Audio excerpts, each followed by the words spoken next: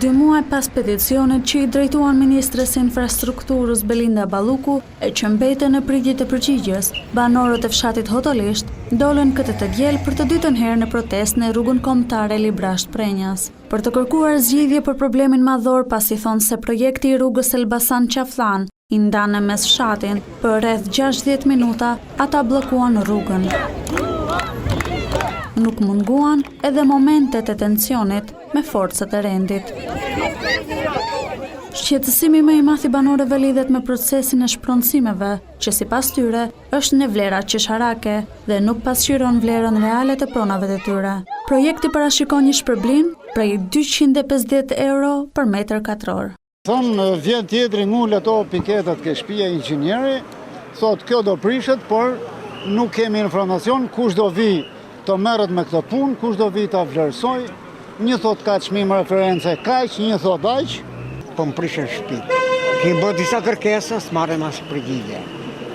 Unë jam vetë të vëgjeshtu, kam i familje, kam ndërtu gjithë me djersën e mundin, ne kërkojmë përgjigje shtetit, si mas rregullat që kemi bërë, ata s'na kthejnë s'na përfillin fare. Pse duhet binë policinë të atakohen, ne s'po bëjmë as sherras, jo kërkojmë një të drejtën tonë, jemi taksapagues. Pas ndërhyrjes së policisë, banorët liruan aksin kombëtar, ndërsa premtuan se të drejtën do të vijojnë ta kërkojnë.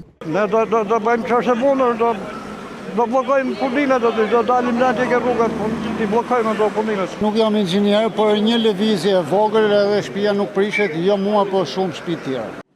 Fund shkurtin e kaluar, banorët e Hotolishtit dorëzuan një peticion me 511 firma në Bashkinë e Librashtit, që i drejtohen Ministrisë së Infrastrukturës, ku kërkuan që rruga të devijohet në luginën e shkumbinit. Të shqetësuar për shtëpitë, bizneset që pritet të shemben dhe tokat bujqësore që do të shkatarohen, banorët kanë paralajmëruar se nëse nuk do të merren parasysh kërkesat e tyre, ata do të bojkotojnë zgjedhjet e 11 majit. Aktualisht makineritë dhe punëtorët e kompanisë dërtuese po punojnë në segmentin Elbasan Papër Ura e Grykshit dhe më pas do të vazhdojnë drejt Hotolishtit. Nuk ka ende reagim nga autoriteti rrugor dhe Ministria e Infrastrukturës për protestat e vazhdueshme të banorëve të Hotolishtit.